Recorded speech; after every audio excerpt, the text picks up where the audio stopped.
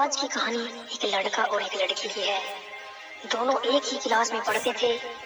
लड़की third class में और लड़का फिफ्थ क्लास में था।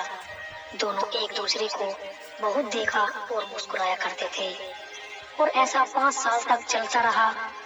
5 साल बाद लड़की 8th क्लास में और लड़का 10th क्लास में हो गया। उन दोनों को पता भी नहीं चल रहा था कि कब वो दोनों एक दूसरे को प्यार करने लगे। तभी एक दिन लड़के ने सोचा कि अब हम अपने प्यार का इजहार कर ही देते हैं, लेकिन उन दोनों में से किसी की हिम्मत नहीं होती थी ये बात एक दूसरे से कहने में। काफी दिन निकल गए और फिर एक दिन दोनों ही स्कूल जल्दी आ गए।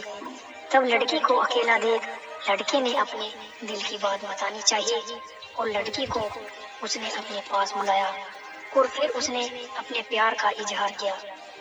तभी लड़की ने उसकी बात सुनकर उसे जल्दी से गले लगा लिया और फिर दोनों अपने अपने क्लासरूम में चले गए।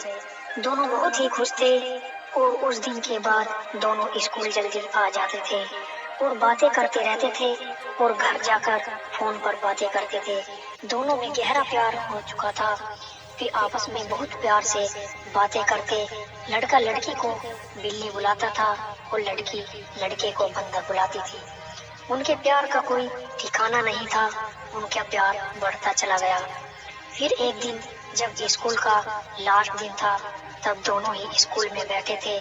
तब लड़की ने उस लड़के को रोते हुए कहा कि अब तो वो स्कूल के बाद उसे बहुत मिस करेगी। लड़के ने उससे कहा कि तू अभी रो मत और बस अपनी आगे की पढ़ाई पर ध्यान देना।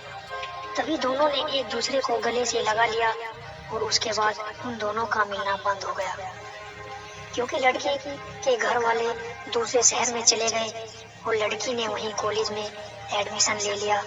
अब उनकी फोन पर भी कभी कभी बात होती थी, क्योंकि लड़की पढ़ाई में बिजी रहती थी।